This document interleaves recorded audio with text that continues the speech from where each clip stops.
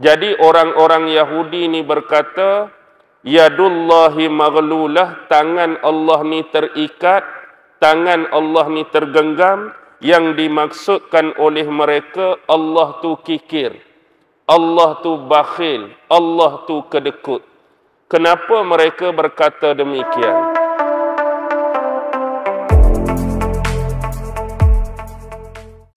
A'udzu billahi minasy syaithanir rajim. Bismillahirrahmanirrahim. Assalamualaikum warahmatullahi wabarakatuh. Alhamdulillah, alhamdulillah, alhamdulillah. Alhamdulillahi rabbil alamin. Wabihi nasta'in ala umurid dunya waddin.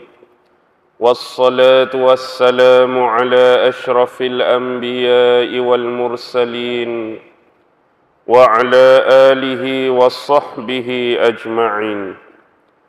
Subhanaka la ilma lana illa ma 'allamtana innaka antal alimul hakim.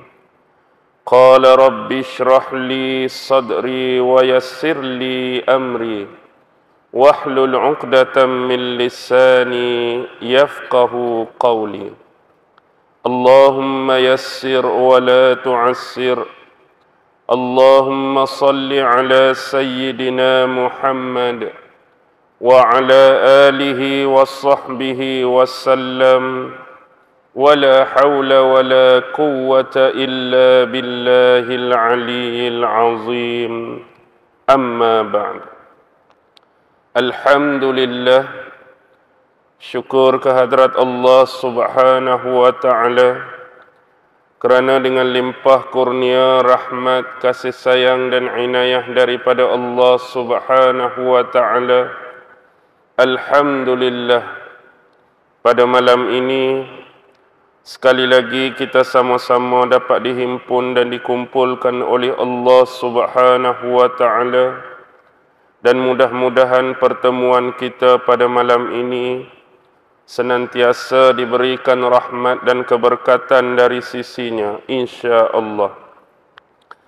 Tuan-tuan, puan-puan, hadirin hadirat, muslimin muslimat yang dirahmati sekalian, insya-Allah berbekalkan sedikit masa yang ada, marilah sama-sama kita membaca, memahami dan mentadabbur salah satu daripada ayat yang difirmankan oleh Allah subhanahu wa ta'ala di dalam surah Al-Ma'idah, merujuk ayat yang ke-64, di mana Allah subhanahu wa ta'ala berfirman, A'udzu billahi minasy syaithanir rajim.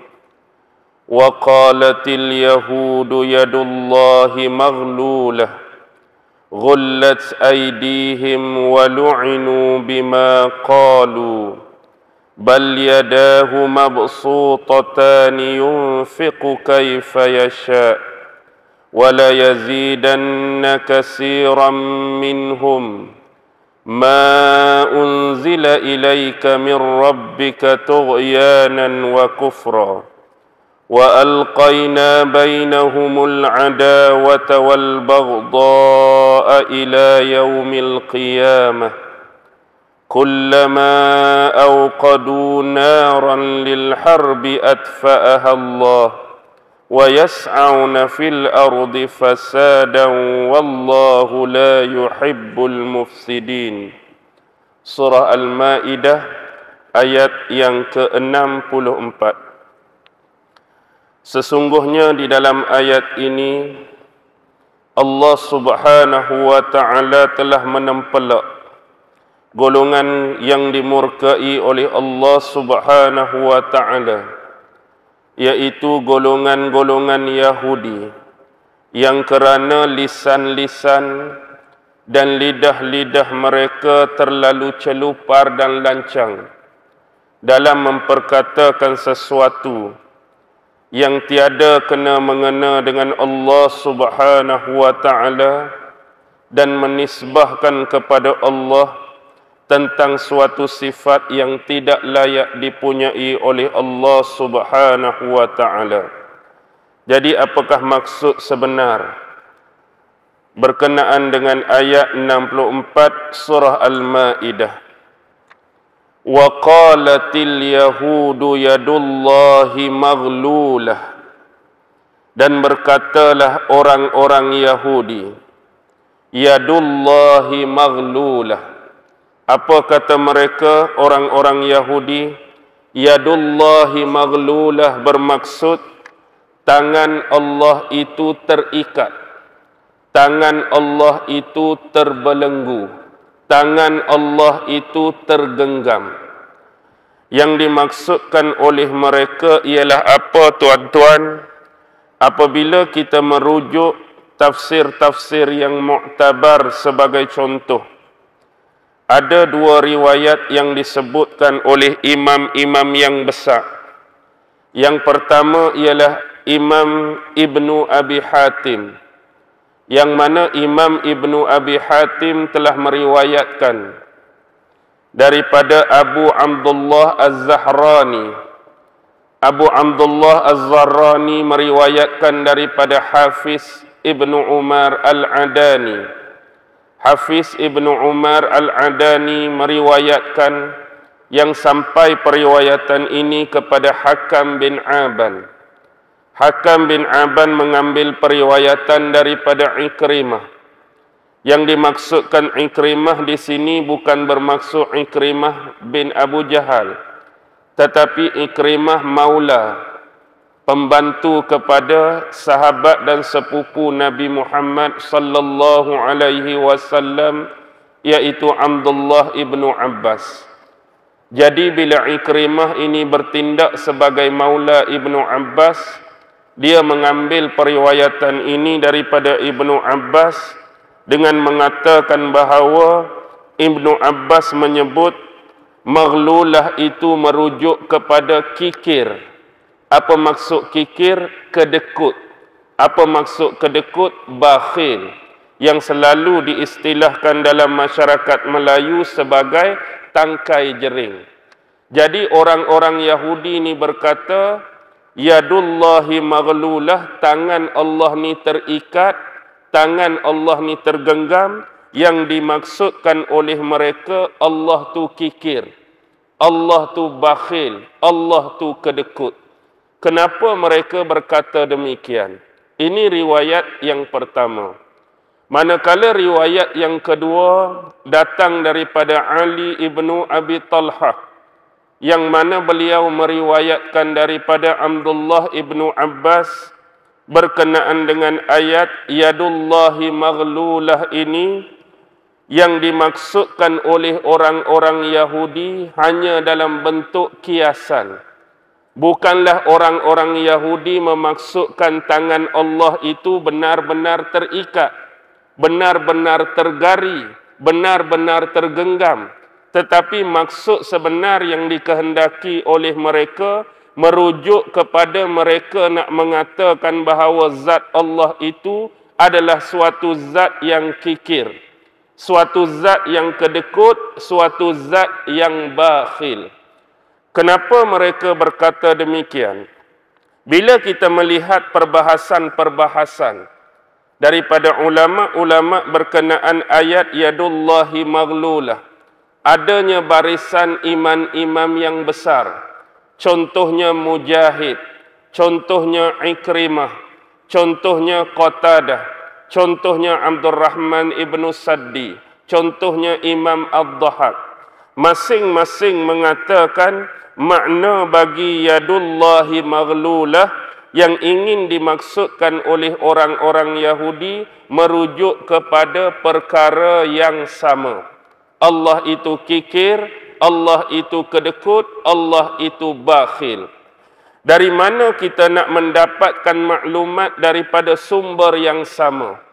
Sumber iaitu Al-Quranul Karim. Bahkan Allah telah memberi peringatan kepada manusia.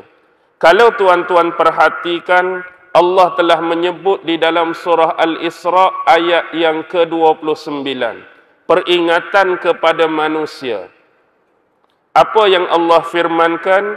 وَلَا تَجْعَلْ يَدَكَ مَغْلُولَةً إِلَىٰ عُنُوكِكَ وَلَا تَبْسُطْهَا كُلَّ الْبَسْطِ فَتَقْعُدَ مَلُومًا مَحْسُورًا. Ini ayat yang Allah firmankan dalam surah Al-Isra kerana kita nak mencari persamaan. Apakah kalimah maghlulah yang ingin dimaksudkan di dalam ayat ini? Tetapi surah Al-Isra 29 Allah sengaja menyebutkannya kepada manusia. Wala taj'al yadaka maghlulatan ila unukika. Jangan sesekali kamu menjadikan tangan kamu ini terikat. Jangan kamu menjadikan tangan kamu ini terbelenggu sampai ke belakang leher kamu. Kita boleh bayang keadaan seorang manusia yang tangan dia ni terikat, tangan dia tergari, tangan dia terbelenggu, kemudian letak pula kat belakang.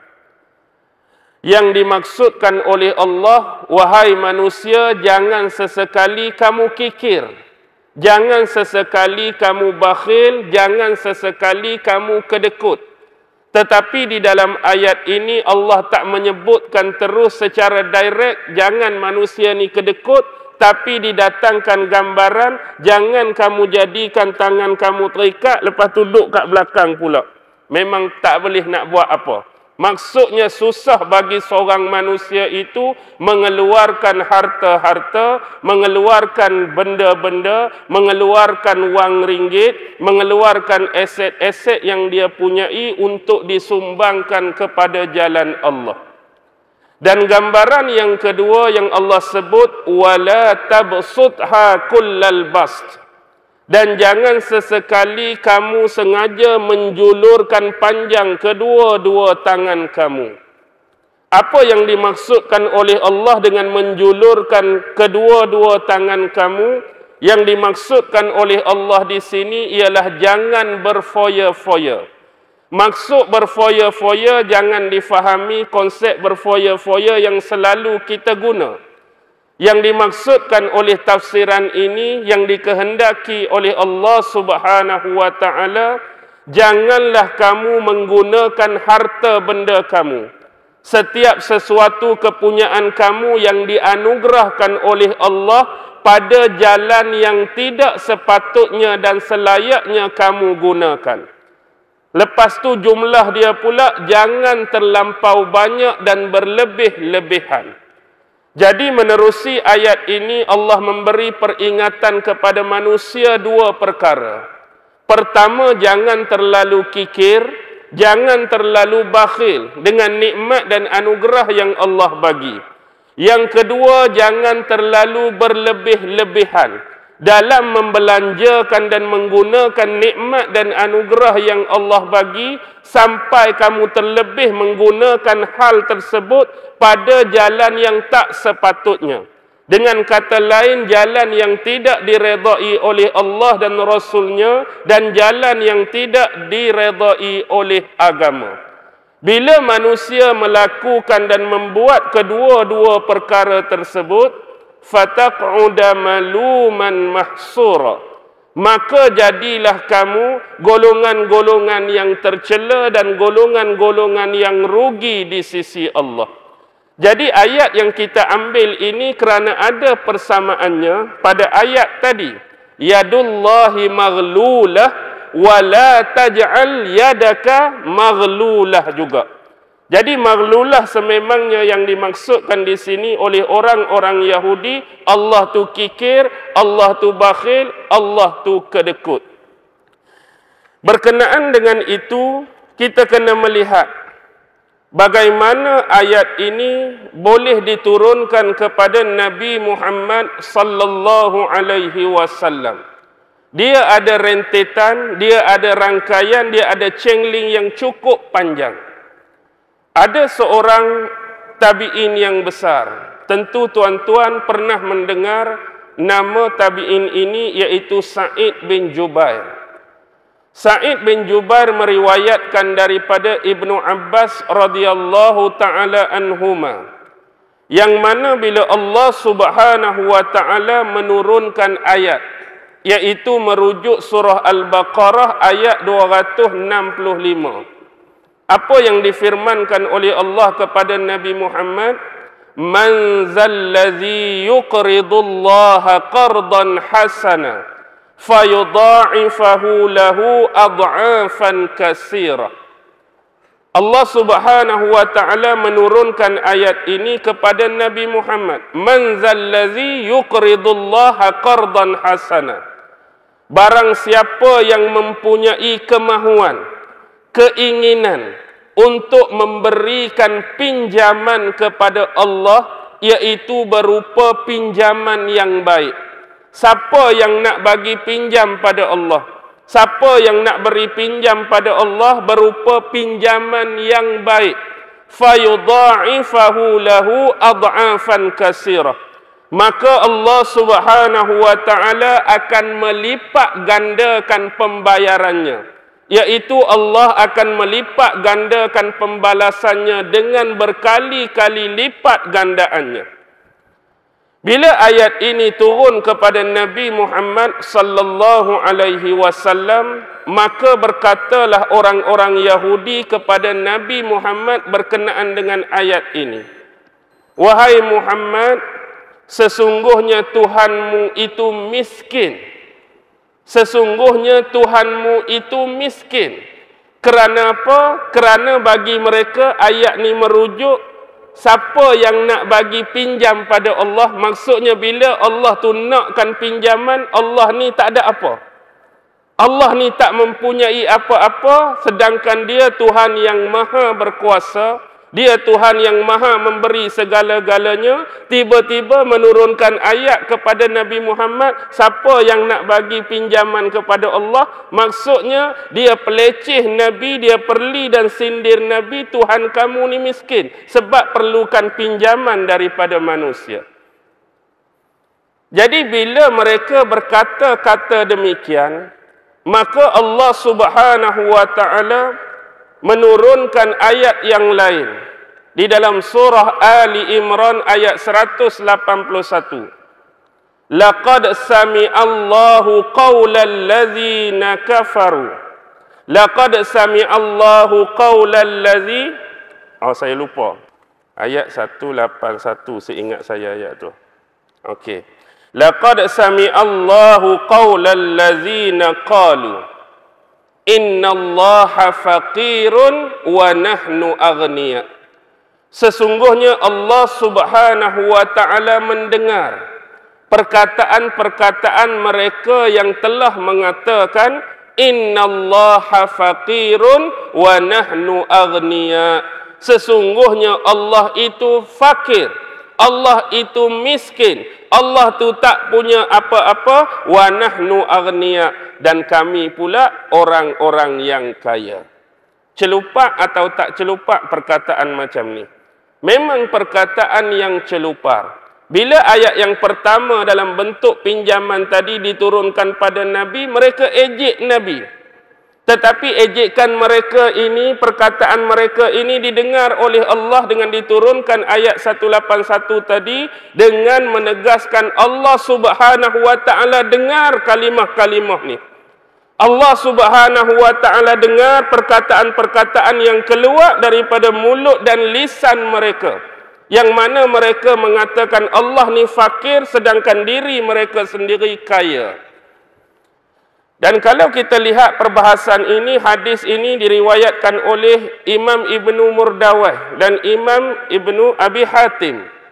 Tetapi ada satu lagi riwayat lain yang lebih panjang. Kepada siapa sebenarnya ayat ini diturunkan, ada perbahasan dan khilaf daripada ulama. Yang pertama ialah Ikrimah maula kepada Ibnu Abbas, yang mana beliau mengambil periwayatan ini daripada gurunya Ibnu Abbas, bahawa ayat ini sebenarnya turun kepada seorang lelaki Yahudi, yang mana dalam sejarah lelaki Yahudi ini bernama Fanhash. Satu hari, kisah dia secara ringkas, sahabat besar Nabi Sayyidina Abu Bakar As-Siddiq. Sayyidina Abu Bakar ni mengunjungi satu tempat yang dimiliki oleh orang-orang Yahudi yang disebut sebagai madras, ataupun ada nama lain Baitul Madaris. Madras ataupun Baitul Madaris ini ialah tempat orang-orang Yahudi belajar dan mengaji kitab mereka. Dia macam ada satu tempat khusus, satu tempat khas yang orang-orang Yahudi duduk dalam madras, duduk dalam Baitul Madaris ni belajar kitab Taurat mereka. Jadi satu hari Sayyidina Abu Bakar pi tempat tu. Bila dia masuk dalam tu, dia bertemu dengan seorang rahib. Yang mana rahib yang akan teman dia masuk dalam ni bernama Ash'as.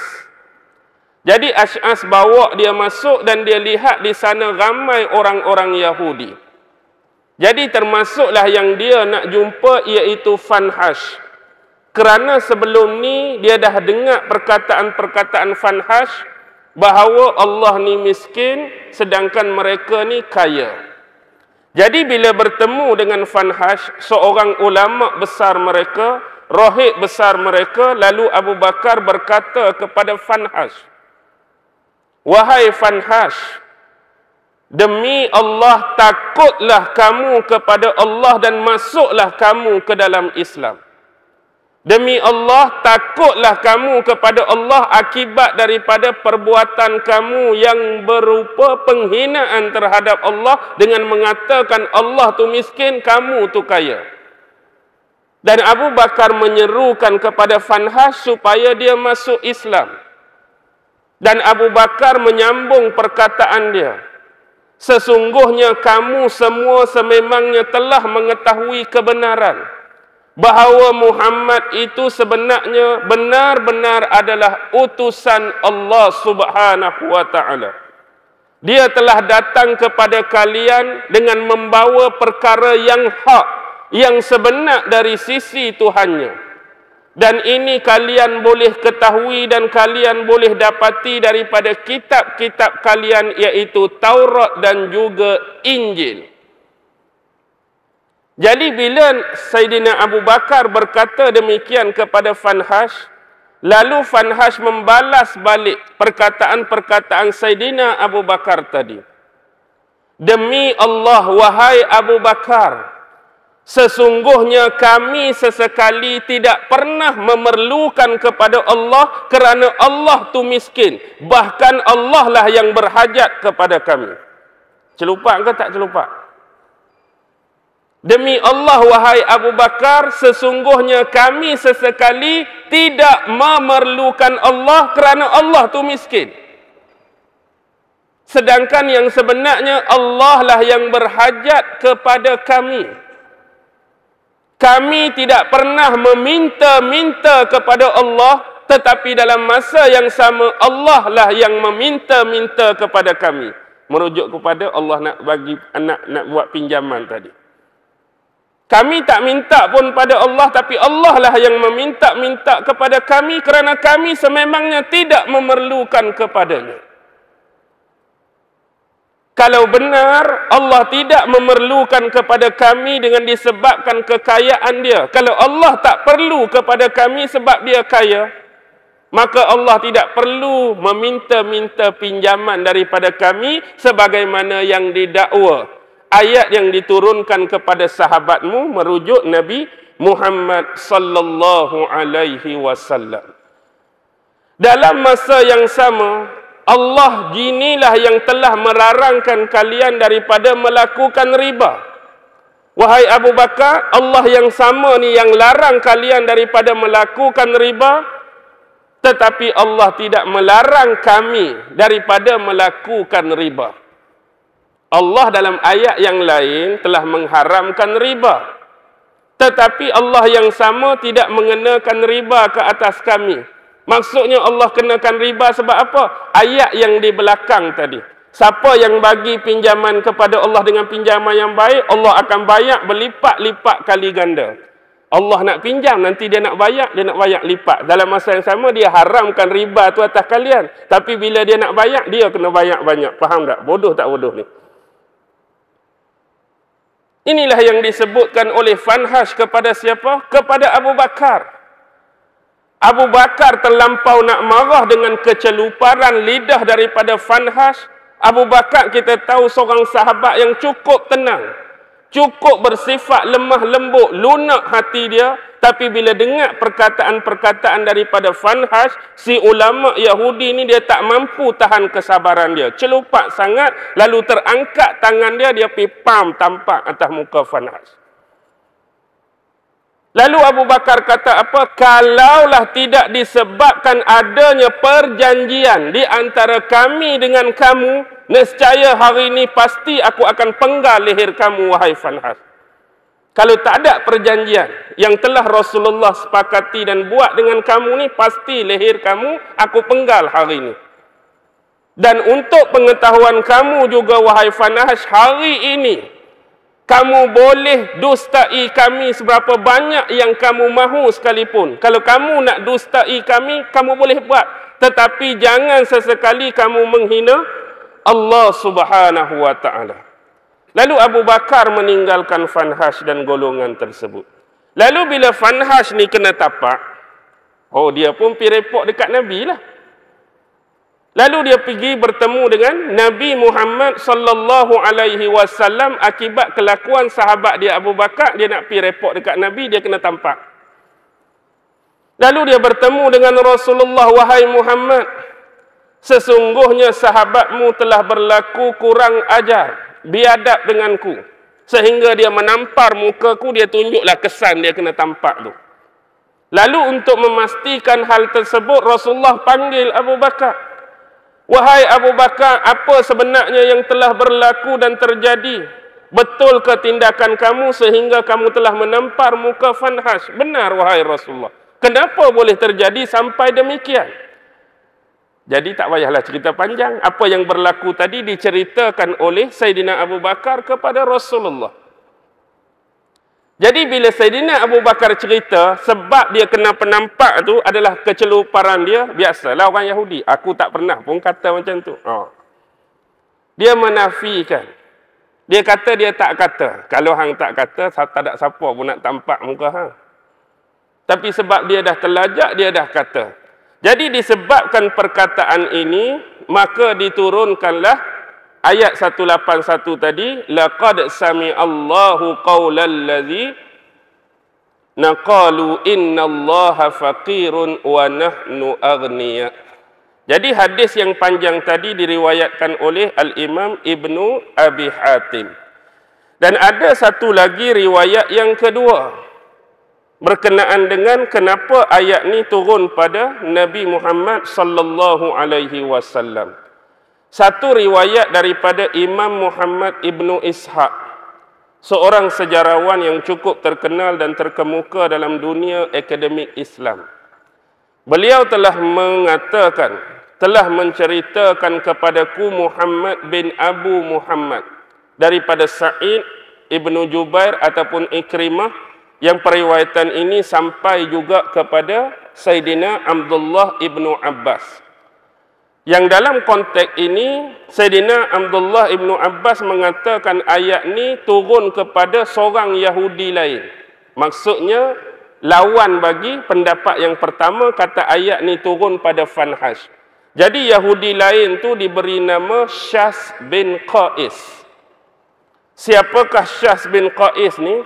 Syas bin Qais ni bila turun ayat yang terdahulu kepada Rasulullah, dia mengatakan, wahai Muhammad, sesungguhnya Tuhanmu itu fakir. Tuhanmu itu kikir. Fakir lagi, kikir lagi. Jadi siapa dia Syas bin Qais ni? Dalam sejarah, Syas bin Qais ni adalah salah seorang lelaki Yahudi tua. Tetapi antara kelicikan Syas bin Qais ni, dia pandai provokasi. Dia pandai adu domba, dia pandai mengapi-apikan orang lain. Antara kisah masyhur yang boleh dikaitkan dengan Syas bin Qais, suatu ketika dulu kita kenal lah Apa itu sejarah Aus dan Khazraj? Sebelum Rasulullah berhijrah ke Madinah, kita tahu dalam sejarah bagaimana keadaan dua suku ni. Sentiasa berperang, sentiasa bergaduh, sentiasa berbalah. Walaupun sekutu mereka tu Yahudi sendiri. Orang-orang Aus, sekutu dia Bani Nadir dengan Bani Quraizah. Orang-orang Khazraj, sekutu dia ialah Bani Qainuqa. Dan keadaan ini berlarutan. Mereka berhenti perang kali terakhir pun 5 tahun sebelum Nabi hijrah. 5 tahun sebelum Nabi hijrah, tu kali terakhir mereka berhenti perang. Sebelum tu tak pernah berhenti perang. Jadi bila Rasulullah datang secara umum, perkara yang paling besar selain bina masjid ialah dalam sejarah Rasulullah mempersaudarakan Muhajirin dan Ansar. Selain daripada Rasulullah mengikat tali hubungan persahabatan dan kekeluargaan Muhajirin dan Ansar, orang-orang Ansar sebelum ni yang selalu duk bergaduh tadi dah boleh jadi baik, Aus dengan Khazraj. Tapi orang-orang Yahudi yang pernah jadi sekutu mereka, waktu jadi sekutu dulu, orang Yahudi tak pernah nak damaikan dua orang ni. Maksudnya mereka selalu nak tengok Aus dengan Khazraj ni bertelagah. Mereka selalu nak tengok Aus dengan Khazraj ni bergaduh. Patut bila jadi sekutu berhentilah bergaduh, berhentilah berbalah, berhentilah berperang. Depa yang nasihat ni. Tapi peperangan tetap berlangsung. Bila mari Nabi damaikan dan mereka tak sukai keadaan ini. Sememangnya orang Yahudi sentiasa dengki dengan perpaduan umat Islam. Lebih-lebih lagi zaman Nabi mereka dengki dengan persaudaraan Muhajirin Ansar dengan kekerabatan dan kebaikan Aus dengan Khazraj. Jadi satu hari ni Syas bin Qais lalu di satu tempat yang mana tempat tu ada beberapa sahabat suku Aus, ada beberapa sahabat suku Khazraj sedang bersembang. Jadi dia melihat pada riak wajah sahabat Aus dan Khazraj ni, cara sembang mereka tu sembang yang happy, santai. Maksudnya boleh bayangkan tak? Satu kumpulan dengan kumpulan lain, gembira, ketawa, suka, happy. Tapi dia tak suka lihat keadaan ni. Lalu dia menghampiri Aus dengan Khazraj tadi, lalu dia bangkit asal balik. Dia mengapi-apikan, dia provocation tentang apa? Tentang sejarah lampau. Dia baca syair-syair. Dia api-apikan dengan kepetahan dan kelincahan lidah dia. Dalam syair tersebut dia sebut, tok kamu dulu tikam tok dia ni, abang kamu dulu pi panah abang dia ni. Dia nak bangkit balik cerita lama, nak suruh bergaduh balik. Boleh faham tak keadaan tu? Jadi akibat daripada provokasi tadi, sahabat Aus ni boleh termakan. Boleh termakan. Padahal mereka ni duduk di bawah payung tarbiyah Rasulullah. Sahabat-sahabat Nabi dekat. Apa saja mereka boleh usulkan dan tanya pada Nabi terus pun, boleh tak kita bayangkan boleh termakan dengan hasutan Syas bin Qais. Lalu akhirnya yang pertama keluar ialah perbalahan mulut. Bila dah termakan hasutan tadi, yang ni dah mula kata kat sahabat ni. Sahabat ni kata pula kat sahabat ni balik. Yang akhirnya sampai tampak menampak, tumbuk menumbuk. Yang last kali sampai nak keluar pedang daripada sarung. Jadi salah seorang sahabat dengan pantas dan cepat bagi tahu report dekat Rasulullah apa yang sedang berlaku, takut mengundang keburukan yang lebih besar. Jadi nasib baik Rasulullah datang cepat-cepat meredakan mereka. Dengan secara ringkasnya Rasulullah memperingatkan balik apa yang dilalui oleh kamu itu adalah perkara yang berlaku pada zaman jahiliah. Kenapa kamu nak mengulangi semula perbuatan-perbuatan kamu pada zaman jahiliah, sedangkan Allah telah memuliakan kamu sekarang dengan nikmat Islam, nikmat persaudaraan, nikmat kekerabatan, nikmat kedekatan. Jadi masing-masing berasa insaf, masing-masing lempak dan letak pedang lalu berpelukan di antara satu dengan yang lain. Perkara penting dan moral yang boleh kita dapat kisah daripada Syas bin Qais ni, nak gambarkan bayangan manusia-manusia yang dikenali sebagai sahabat yang hampir dan dekat dengan Nabi pun boleh terhasut dan termakan dengan provokasi musuh. Apatah lagi kita umat Islam hari ini dah berapa ribu tahun Nabi tinggal? 1400 tahun lebih Nabi tinggal kita. Orang yang dah jauh dengan Rasulullah. Lama Nabi tinggal kita, hari ini musuh-musuh Islam, baik dia Yahudi ke, baik dia nama apa, aliran apa, kumpulan apa, sentiasa melakukan hal yang sama. Apa yang musuh Islam buat? Kerana kedengkian mereka kepada perpaduan kita, kerana tak mau tengok kita bersatu, tak mau tengok kita berbaik-baik, tak mau tengok kita berpadu-padu, akhirnya mereka sentiasa melancarkan adu domba, serangan dan provokasi. Mengapi-apikan. Dalam sejarah mana-mana pun, biasanya yang jadi macam ni ialah kelibat orang yang ketiga. Orang pertama dengan kedua tak ada masalah. Tapi mari orang ketiga cucuk hak ni. Mari orang ketiga cucuk hak ni. Mari orang ketiga berapi hak ni. Mari orang ketiga hasut hak ni. Mari orang ketiga provokasi yang akhirnya bergaduh. Dan dalam sejarah peperangan, pergaduhan, pertelingkahan, caci mencaci, benci mempeci adalah hasil daripada usaha musuh-musuh Islam. Tak terkecuali kita kena sedar diri. Kita tak boleh nafi adanya unsur-unsur internal. Sebab kadang-kadang musuh pun duk mengejek juga. Kalau jadi apa-apa, asyik salahkan kami. Kalau jadi apa-apa, dengan disebabkan kami. Hak tu kita tak nafi. Hak eksternal luaran tu ada unsur tu. Tapi kita kena ingat. Kita ni kena tawaduk, kita kena rendah diri, kita kena sedar bahawa adanya juga unsur-unsur internal dan dalaman. Kita sendiri kadang-kadang bertindak taksub dan melampaui batas. Sehingga terjadilah perselisihan, pertelingkahan. Dengan perkara yang paling besar, sentiasa berlaku, kita nak angkat, kita nak up, kita nak junjung, kitalah yang paling benar, orang lain semua salah. Kitalah yang paling betul, akulah yang paling benar, akulah yang paling tu, orang lain semua salah. Orang hak kita tuduh salah, dia pun punya semangat yang sama. Mana boleh kami paling betul, hang yang salah. Internal kita kadang-kadang pun tak berapa nak betul. Kita bergaduh disebabkan perselisihan ini. Kita jarang nak duduk satu meja cari satu kesepakatan. Kesepakatan pada fikrah, kesepakatan pada pandangan, kesepakatan pada pendapat. Tetapi kita lebih suka memilih mencari-cari kesalahan. Mencari-cari kesalahan tak akan pernah menyelesaikan masalah. Sebab apa yang kita nak cari? Salah. Cari salah ni tuan-tuan, kalau betul nak cari salah, tak payah. Cari je mesti jumpa. Sama ada kesalahan tu kecil atau besar. Kalau niat memang nak cari salah, akan jumpa kalau nak cari salah. Tapi apa salah kita hindari dan lupakan kesilapan-kesilapan, tapi kita ambil kesepakatan yang besar.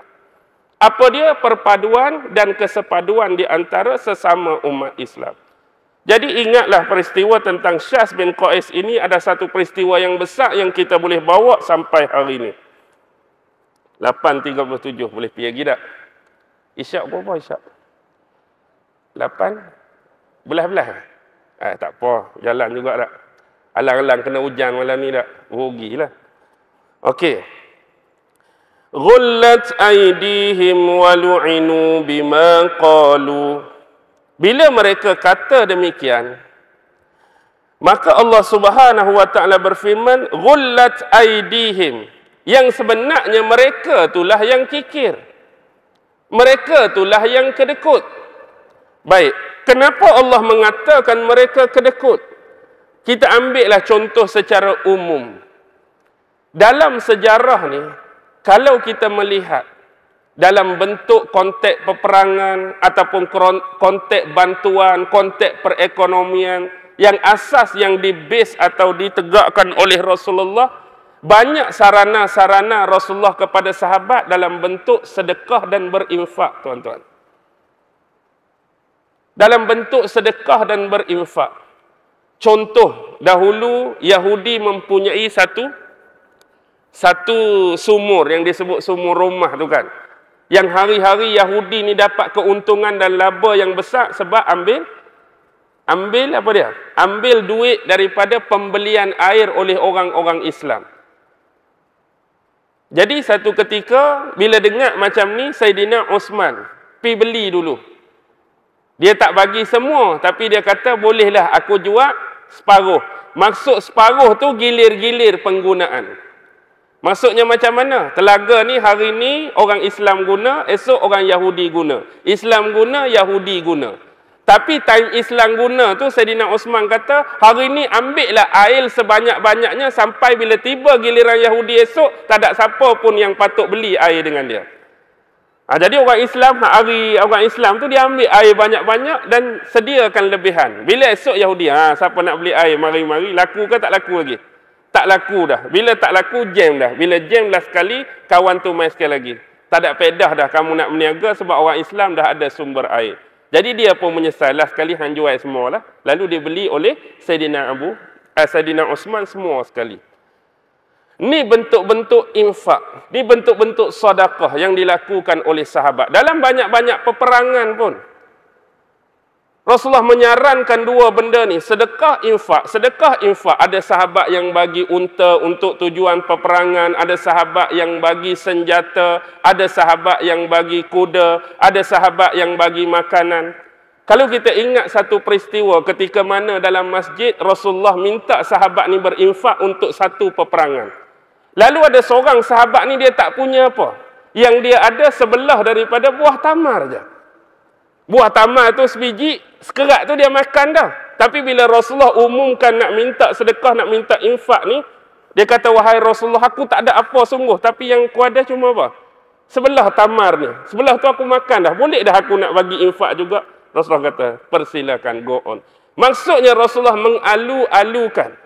Walaupun di sisi kita hari ni, biar betul malu orang lah. Kurang-kurang satu kotak. Ni nak bagi pula bekal hang makan. Boleh tak? Maksudnya Allah tak akan mempersia-siakan. Sesekali Allah tak mempersia-siakan. Jadi mereka ni, orang-orang Yahudi, mereka tak buat benda-benda macam ni. Jadi itu sebab Allah kata mereka lah yang sebenarnya kedekut. Mereka yang kedekut sebenarnya. Bukan Allah.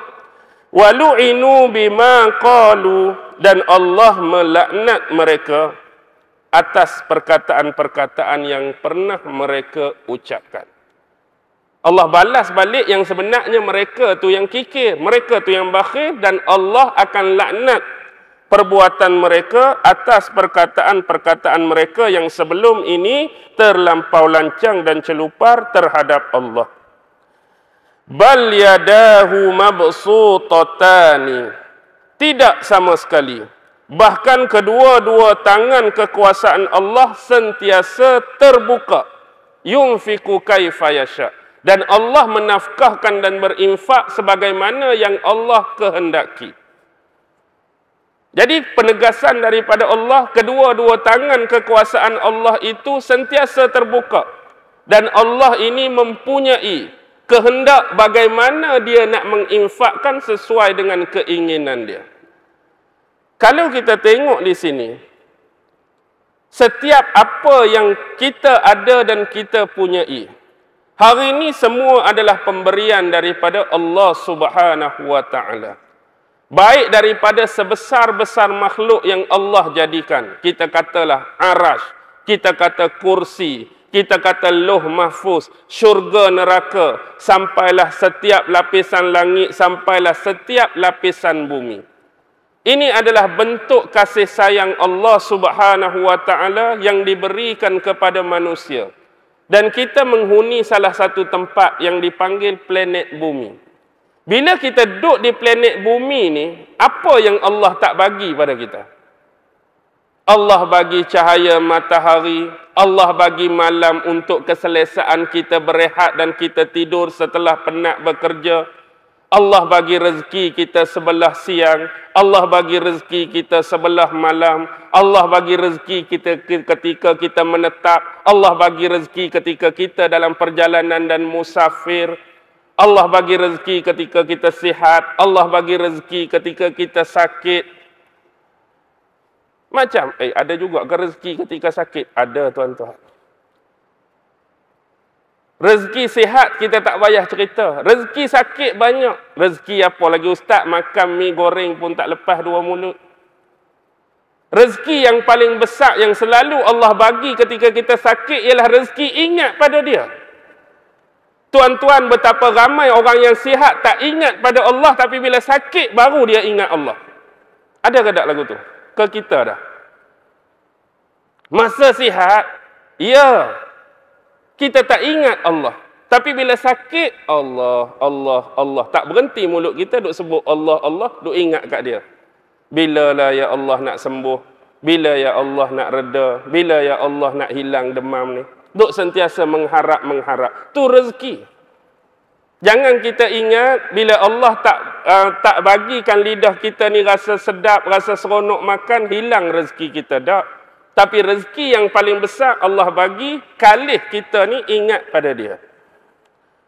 Baik. Bila menyebut kalimah-kalimah macam ni, contohlah ambil paling mudah. Antara rezeki yang selalu kita lupa ialah rezeki nafas. Rezeki udara yang Allah bagi kita hadap dan kita hirup ni. Cuba tuan-tuan bayangkan, hak nafas kita nak keluar masuk, keluar masuk, keluar masuk. Pernah tak Allah minta bayaran? Pernah tak Allah minta bayaran? Tak pernah. Pernah ada satu kisah sedih. Seorang orang tua yang mana bila dia masuk hospital. Bila dia masuk hospital ni, dia kena pakai oksigen tu. Dia kena pakai oksigen.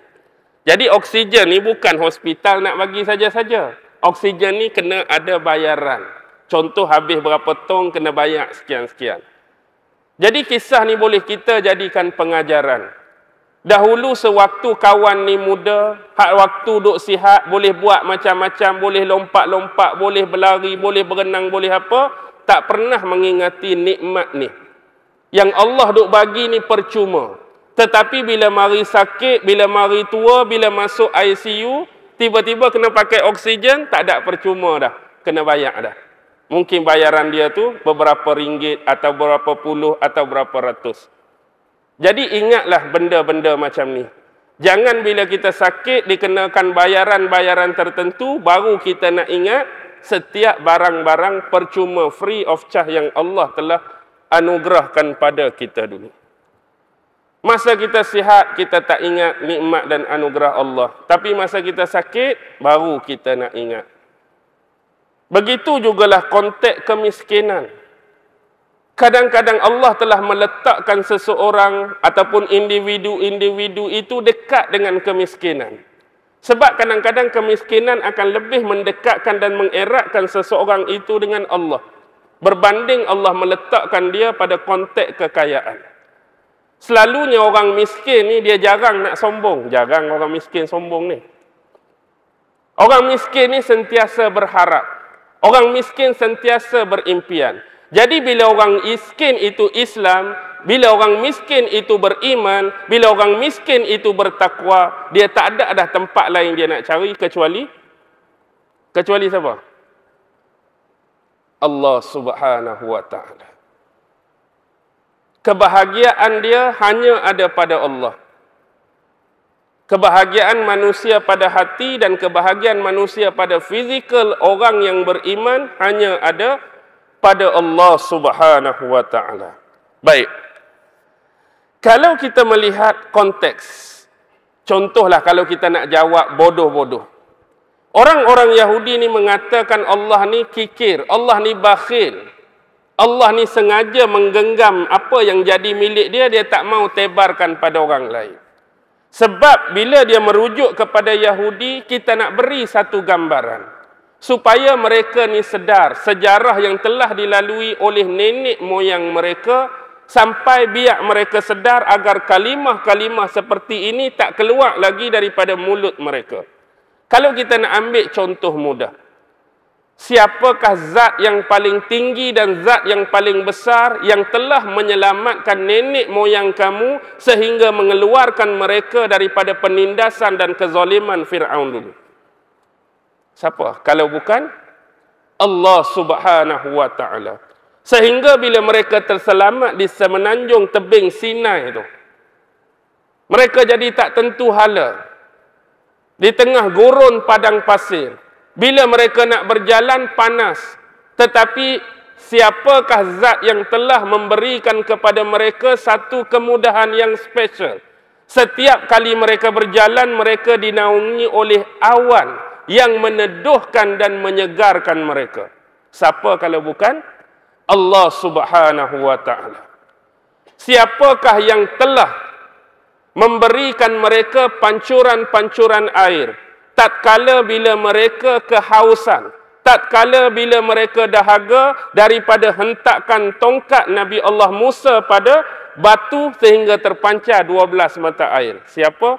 Allah Subhanahu wa ta'ala. Siapakah yang telah menurunkan kepada mereka manna dan salwa sewaktu mereka tersesat dahulu? Siapa kalau bukan Allah Subhanahu wa ta'ala? Siapakah yang telah menurunkan sumber sebagai kehidupan bagi mereka di atas bukit Tursina? Siapakah yang menurunkan Taurat kepada Nabi Allah Musa sebagai panduan hukum bersyariat bagi mereka? Allah. Kalaulah kita kembalikan kepada zaman Nabi Allah Isa, siapakah yang menurunkan Injil? Allah. Siapakah yang menurunkan ma'idatan minas sama', hidangan daripada langit kepada Nabi Allah Isa dan sahabat? Allah. Dah bila semua tu Allah, Allah, Allah, Allah, Allah, logik dan rasionalkah nak menyebut Allah tu kedekut? Allah tu fakir, Allah tu miskin, disebabkan ayat yang mempunyai kesilapfahaman pada mereka sendiri. Maksud yang kata Allah nak minta pinjaman tu, Allah tak perlukan pinjaman pun.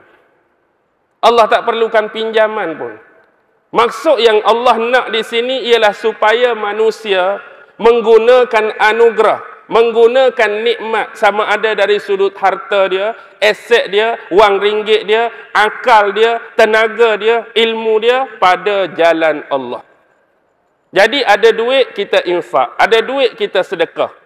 Jadi itu maksud kiasan pinjaman. Bila kita buat macam tu, Allah akan ganjarkan ganjaran yang besar. Berkali-kali ganda, berkali-kali lipat. Jadi bukanlah kata Allah bayar lipat ganda tu lebih tu Allah seolah-olah Allah tu jadi riba pula. Dia berhutang kita waktu dia bayar lebih. Itu maksud dia kata tadi tu. Apa yang kata tadi? Allah mengharamkan kepada kalian riba, sedangkan Allah tidak mengharamkan riba ke atas kami. Maksudnya Allah mengenakan riba atas diri dia sendiri. Inilah sebab kalau nak memahami Al-Quran, kena tengok kiasan-kiasan dan metafora dalam ayat Al-Quran. Bukan main serbu lagu tu. Okey. وَلَا يَزِيدَنَّ كَثِيرًا مِّنْهُمْ مَا أُنْزِلَ إِلَيْكَ مِنْ رَبِّكَ طُغْيَانًا وَكُفْرًا. Dan apa yang diturunkan kepadamu, wahai Muhammad, yakni Al-Quran daripada Tuhanmu, sungguh-sungguh akan menambahkan kedurhakaan dan kekufuran kebanyakan daripada mereka. Yang Allah bagi tahu di sini, apa yang diturunkan oleh Allah kepadamu, wahai Muhammad, yang Allah turunkan Quran daripada Tuhan itu, sungguh-sungguh Allah kata, akan menambahkan kedurhakaan dan kekufuran kebanyakan daripada mereka. Yang ni satu lagi kesilapfahaman yang digunakan oleh orang-orang Yahudi, ataupun sebahagian orang Kristian, ataupun sebahagian Orientalis. Dengan mengatakan Allah sendiri pun menegaskan dan menyebut Quran hak turun pada Muhammad ni akan menyebabkan ramai orang akan durhaka dan kufur pada dia. Silap faham tu lagu tu dia tu. Dia ambil pemahaman stigma macam ni.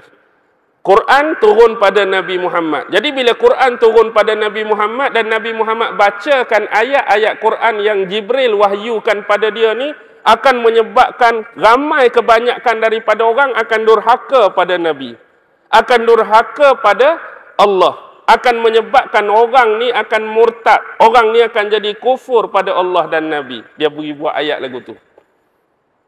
Sebenarnya dia buat ayat lagu tu sebab dia nak serang Quran. Dia nak serang Nabi Muhammad. Dia nak serang hadis. Ni pun Allah dah bagi tahu dah. Turun saja Quran ni, ramai orang akan durhaka pada Nabi, ramai orang akan kufur. Sebenarnya bukan lagu tu. Yang nak habaq di sini kena kait dengan ayat sebelum ni. Allah duk bincang pasal siapa? Bincang pasal Yahudi. Yang jadi kebanyakan daripada mereka, bila turun Quran pada Nabi, akan durhaka dan akan kufur, ialah bukan orang Islam. Tapi siapa? Yahudi itulah. Jadi dia nak palitkan benda ni untuk cari kesalahan dalam Islam, tapi dia tak sedar yang ayat ni sebenarnya ditujukan pada mereka. Orang-orang Islam yang beriman kepada Allah, beriman kepada Rasul, beriman kepada Al-Quran yang diturunkan oleh Allah, tidak sesekali akan pernah melakukan pendurhakaan dan kekufuran pada Allah dan Rasulnya. Dalam surah Al-Isra ayat 82, tegas Allah menyebutkan wa nunazzilu minal Qur'ani ma huwa shifaa'un wa rahmatun lil mu'minin. Dan sesungguhnya kami menurunkan Al-Quran ma huwa shifaa'un, sebagai penawar, sebagai penyembuh, wa rahmatun lil mu'minin, dan rahmat bagi orang-orang yang beriman. Wala yaziziz zalimina illa khasara. Dan tiadalah yang menjadikan Al-Quran ini bagi orang-orang yang menzalimi diri mereka kecuali semata-mata penyesalan di akhirat nanti. Boleh faham tak maksud dia tu? Jangan tersilap. Kenapa mereka menjadikan kedurhakaan dan kekufuran? Kerana kebanyakan ayat-ayat Al-Quran yang turun pada Nabi Muhammad memecahkan penipuan dan tembelang-tembelang mereka. Apa yang mereka dah buat sebelum ni? Kalau kita ambil ayat 181 tadi, laqad sami'allahu qaulal ladzina qalu innallaha faqirun wa nahnu aghnia. Bukan ayat tu habis di situ, tapi Allah sebut apa? Allah sebut 181 tu sanak tubu ma qalu ke? Saya sambung sikit. Sanaktubu ma qalu wa qatlahumul anbiya'a bighairi haqq wa naqulu zuqu azabal harik. Mereka berkata Allah tu fakir sedangkan kami ni kaya. Sanaktubu ma qalu. Ini penegasan daripada Allah. Allah bagi peringatan, Allah akan mencatat. Kami akan mencatat dan mencatat apa-apa saja perkataan yang keluar daripada mulut mereka. Ini dari sudut, apa dia? Lisan, percakapan. Tapi perbuatan Allah gabung. Wa qatlahumul anbiya'a bighairil haq. Sedangkan kamu dulu telah membunuh para nabi bukan dengan alasan yang sebenar. Satu dari sudut percakapan, lisan, satu dari sudut perbuatan. Lisan kamu kata macam-macam pada Allah, dan perbuatan kamu telah membunuh utusan-utusan Allah yang namanya nabi-nabi dan rasul-rasul bukan dengan alasan yang sebenar. Wa naqulu zuqu azal bahari, dan kami mengatakan zuqu, rasalah olehmu azab yang memedihkan kelak. Jadi ini perbuatan orang-orang Yahudi. Sama ada dari sudut lisan dia, sama ada dari sudut perlakuan ataupun perbuatan dia. Jadi perbuatan ni telah tercatat dalam sejarah. Tak ada siapa boleh menipu sejarah. Dan bila perbuatan-perbuatan mereka sebelum ini dirakamkan kembali oleh Allah menerusi penurunan wahyu melalui malaikat Jibril kepada Nabi Muhammad, banyaklah rahsia-rahsia, tembelang-tembelang mereka pecah. Sebab tu yang mereka duk jadi durhaka, mereka duk jadi kufur tu. Selalu menafikan dan menidakkan Muhammad ni bukan Nabi, Muhammad ni bukan Rasul, Muhammad ni dia tuduh macam-macam. Itu stigma biasa. Okey. Sebab masa tak banyak, kita percepat. Wa alqaina bainahumul adawata wal baghdha'a ila yaumil qiyamah. Dan kami akan timpakan di antara mereka al-adawah, permusuhan, wal baghdha', dan juga kebencian. Ila yaumil qiyamah, sampai hari kiamat.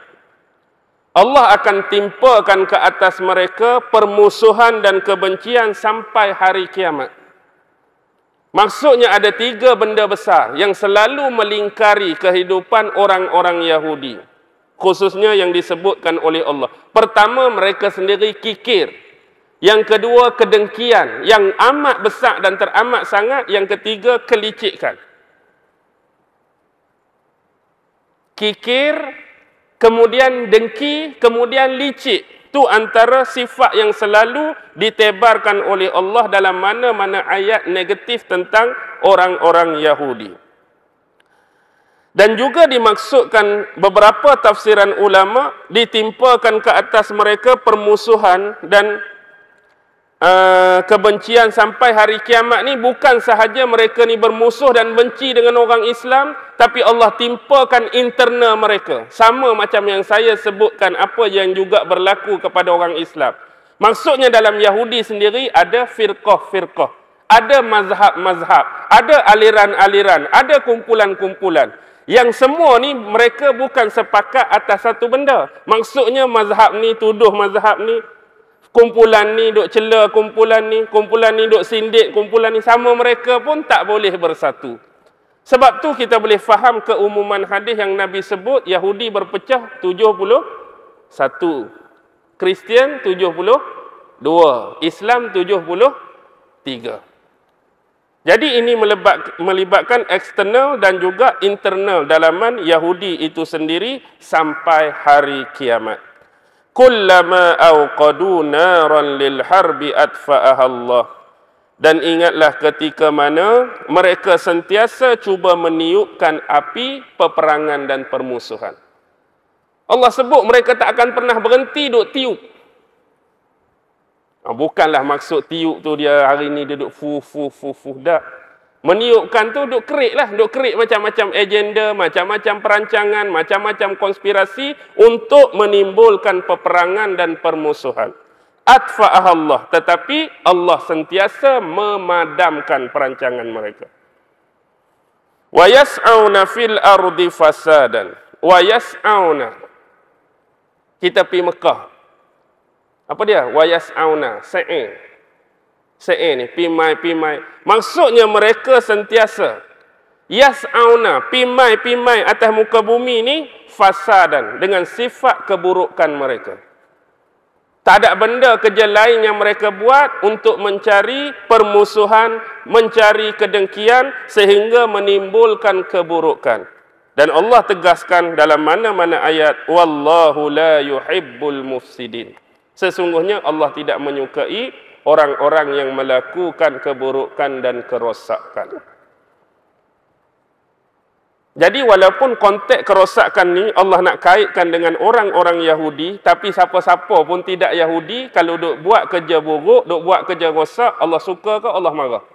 Sama je. Kita orang Islam, kalau kata beriman kepada Allah, beriman kepada Nabi pun, hari-hari duk buat kerja rosak, hari-hari duk buat kerja buruk, termasuk di dalam konteks yang dimurkai dan dibenci oleh Allah Subhanahu wa ta'ala. Jadi walaupun ayat ni satu ayat, walaupun agak panjang, bendanya boleh syarah panjang lagi. Tapi saya skip-skip sebab masa ni. Tapi tak apalah. Sekurang-kurangnya malam ni kita dapat ambil beberapa panduan, beberapa iktibar yang boleh kita kaitkan dengan apa yang berlaku dalam senario kehidupan kita di akhir-akhir zaman ini.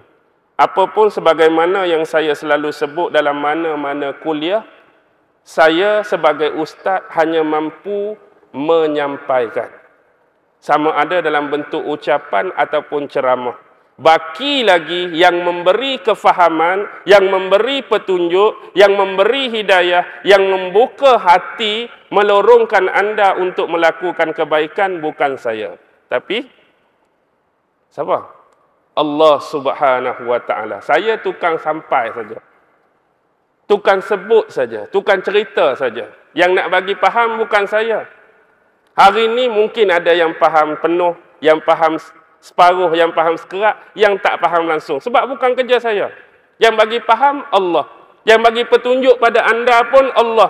Yang bagi hidayah pun Allah. Yang membuka hati-hati anda untuk melakukan kebaikan pun Allah. Jadi sama-sama kita berdoa, Moga Allah Subhanahu wa taala sentiasa melorongkan hati-hati kita untuk melakukan kebaikan. Di samping mengekalkan keimanan kepada Allah, kepada Rasul-Nya dan perkara-perkara yang terkait dengan rukun iman yang 6. Moga-moga Allah sentiasa merestui setiap perkara yang kita lakukan dan diganjari dengan pahala yang sesuai dengan perkiraan Allah Subhanahu wa taala atas segala daya usaha dan upaya kita sewaktu kita hidup di atas dunia ini. Akhir kalam, yang baik tetap datang daripada Allah, yang lemah, yang kurang datang dari diri saya sendiri. Wabillahi taufiq wal hidayah. Wassalamualaikum warahmatullahi taala wabarakatuh. A'udzu billahi minasyaitonir rajim. Bismillahirrahmanirrahim. اللهم إنك تعلم أن هذه القلوب قد اجتمعت على محبتك والتقت على طاعتك وتوحدت على دعوتك وتعاهدت على نصرة شريعتك فوثق اللهم رابطتها وأدم ودها واهدها سبلها واملأها بنورك الذي لا يخبو واشرح صدورها بفيض الإيمان بك وجميل التوكل عليك وأحيها بمعرفتك وأمتها على الشهادة في سبيلك إنك نعم المولى ونعم النصير وصلى الله على سيدنا محمد وعلى آله وصحبه وسلم سبحان ربك رب العزة عما يصفون وسلام على المرسلين والحمد لله رب العالمين الله أكبر.